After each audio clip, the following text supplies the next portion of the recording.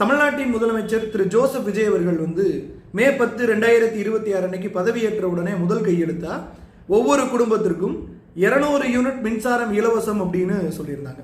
இப்போ இது மாணவர்களுக்கு சில குழப்பங்கள் இதில் இருந்துச்சு.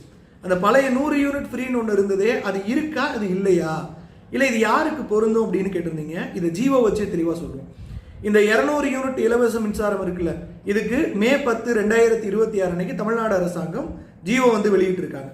முக்கியமாக இந்த 200 யூனிட் இலவச மின்சாரம் டொமஸ்டிக் யூசேஜுக்கு மட்டும்தான் பொருந்தும். அதாவது வீட்டு மின் இணைப்புகள் இருக்குல்ல, அவங்களுக்கு மட்டும்தான் பொருந்தும்.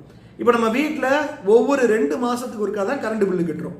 இப்போ அரசாங்கம் என்ன சொல்லுது அப்படின்னா, இந்த ஒவ்வொரு 2 மாதத்துலையும் நீங்கள் 500 யூனிட்டுக்குள்ள கரண்ட்டை பயன்படுத்துறீங்க அப்படின்னா உங்களுக்கு 200 யூனிட் மின்சாரம் இலவசம். சரியா?